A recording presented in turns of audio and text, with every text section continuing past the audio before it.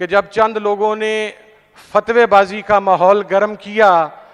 تو میں نے خان صاحب سے جب پوچھا تو انہوں نے کہا کہ یار جب میں لا الہ الا اللہ کا مفہوم قوم کو سمجھاتا ہوں تو میں در حقیقت سنت نبی اور سیرت نبی صلی اللہ علیہ وسلم پر عمل کر رہا ہوتا ہوں. تو یہ وہ 1 پوائنٹ چیز ہے جو اس بات کو کلیریفائی کرتی ہے کہ یہ بندہ کس پائے کا عاشق رسول ہے. خان صاحب، آپ نے اسلاموفوبیا کے حوالہ سے گفتگو کی، آپ نے القادر یونیورسٹی قائم کی، آپ نے عشرۂ ربیع الاول منایا، آپ کے دور حکومت میں قرآن پاک کی تعلیم کو ایز اے کمپلسری سبجیکٹ نصاب میں شامل کیا گیا،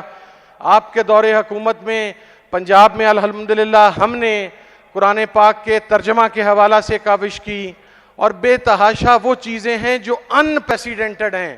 اس سے پہلے مذہب کے نام نہاد ٹھیکیدار اور مذہب کے نام پر اپنی دکانداری چمکانے والوں نے آج تک پاکستان میں اسلام کی شناخت کے لیے ان میں سے کوئی ایک قدم بھی نہیں اٹھایا. تو یہ اپریسیشن آپ ڈیزرو کرتے ہیں، اور یہ جس کا کریڈٹ ہے یہ اس انسان کو، اس شخصیت کو جانا چاہیے، اور ہم امید رکھتے ہیں. اور یہ بھی آخری بات میں عرض کر دوں کہ یہ پاکستان کہ جو مامے چاچے بنے پھرتے ہیں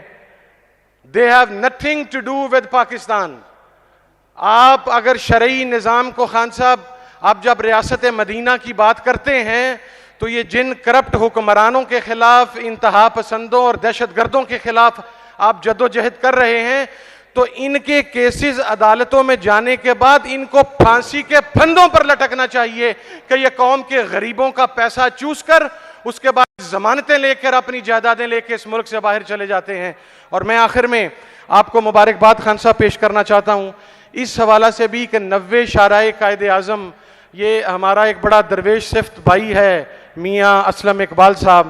the way he is acting there، علماء کے لیے دروازے کھلے ہیں، مشائخ کے لیے دروازے کھلے ہیں، اور ہر آنے والی کی بات کو نہ صرف سنا جا رہا ہے بلکہ اکوموڈیٹ کیا جا رہا ہے. تو اپریسیشن فار ہم. اور last but not the least, ہمارے بزرگ، ہمارے بڑے صاحبزادہ پیر نور الحق قادری صاحب، جو ہر موقع کے اوپر نہ صرف آپ کے ساتھ کھڑے رہے، بڑے ڈٹ کر کھڑے رہے، اور انہوں نے ہمیں بھی سمجھایا اور تمام علماء اور مشائخ کو یہ بات کلیریفائی کی کہ عمران خان کے ساتھ کھڑا ہونا کس لیے ضروری ہے. تو آپ خوش نصیب ہیں کہ آپ کو نور الحق قادری صاحب کا بھی ساتھ میسر ہے. یہ آج آستانے نام لینے لگوں تو وقت ختم ہو جائے گا. یہ تمام بانیان پاکستان کی اولادیں ہیں خان صاحب، اور یہ صرف آپ سے ایک چیز چاہتی ہیں کہ جب آپ دوبارہ وزیر اعظم بنیں تو پھر آپ اس پاکستان کے اندر نظام مصطفیٰ نافذ کریں، اور جو پاکستان کے اور اسلام کے مخالف ہیں ان کو ان کے منطقی انجام تک پہنچائیں.